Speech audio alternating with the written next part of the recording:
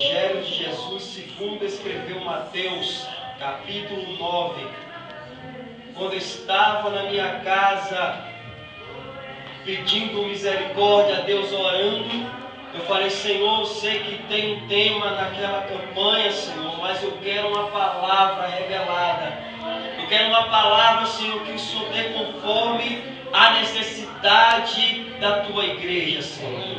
E o Senhor me deu esta palavra aqui, Mateus capítulo 9. Louvado seja Deus. Quantos acharam?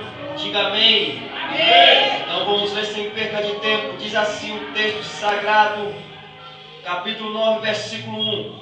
E entrando no barco, passou para outra margem e chegou à sua cidade. E eis que lhe trouxeram um paralítico. Repita comigo: um paralítico. Um paralítico. Deixando numa cama. E Jesus, vendo a fé deles, disse ao paralítico: Filho, tem de bom ânimo, perdoados são os teus pecados. Repita comigo: perdoados são os teus pecados. Mais uma vez: perdoados são os teus pecados. Para memorizarmos: perdoados são os teus pecados. Pode se assentar nessa noite de hoje. Louvado seja o nome do Senhor. Estamos diante de uma palavra poderosa. Estamos diante de um texto que agora é um texto sagrado, que a qual Jesus aqui ele manifesta o seu ministério de cura, transformando a vida de um paralítico. Mas quando eu abri a Bíblia no livro de Mateus, o Evangelho de Jesus segundo escreveu Mateus, eu escolhi esse livro de propósito, que Mateus é um dos evangelistas que ele enfatizou a história de Jesus de uma forma muito maravilhosa. Mas Lucas se destaca nesse texto de uma forma diferente da vida de Mateus. Lucas foi um doutor e também médico. Lucas se dedicou a conhecer a vida do mestre com mais dedicação. Lucas foi um doutor mais dedicado ao Filho do Homem chamado Jesus Cristo.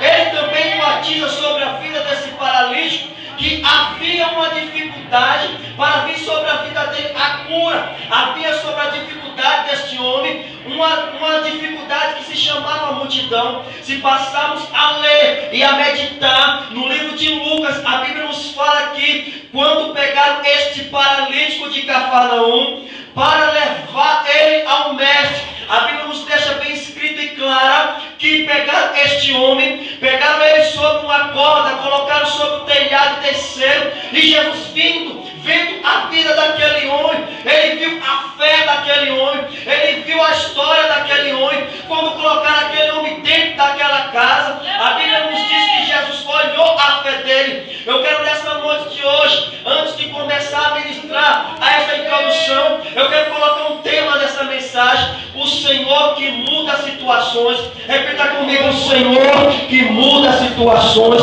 Se nessa noite você quer que Ele muda situações, Ele vai começar a mudar a partir de hoje, porque Ele é um Deus grande. Ele faz coisas impossíveis e ainda muda situações. Aqui está um texto sagrado. Quando eu falo do paralítico de Cafarnaum, eu vejo aqui na vida deste homem no estado físico.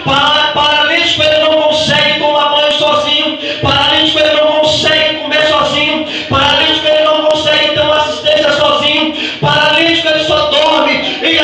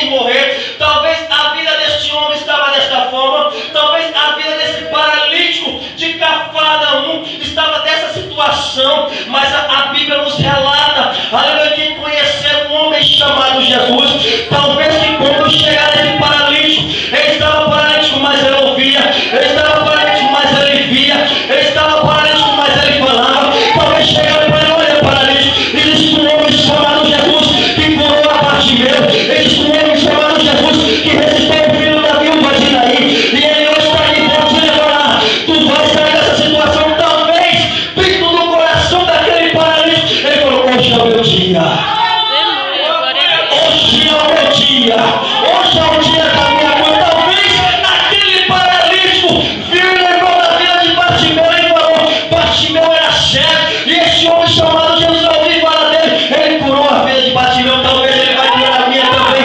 A Bíblia nos relata no livro de João, no capítulo 5, a do paralítico de Betesda de 38 anos, estava esperando uma cura. Talvez esse paralítico de Cafarnaum, ele lembrou da vida desse paralítico de Betesda também. Quando eu falo de Cafarnaum, a Bíblia nos relata a texto sagrado dos evangelhos de Mateus, Marcos, Lucas e João, que a Cafarnaum foi uma das cidades onde Jesus mais executou milagres. Cafarnaum era um lugar de milagres. Cafarnaum era um lugar de execução de Deus. Cafarnaum era um lugar de agir de Deus. E levaram aquele paralítico para Cafarnaum. Eu não sei se você está indo em Cafarnaum, mas Deus vai mudar a história da tua vida. Eu não sei se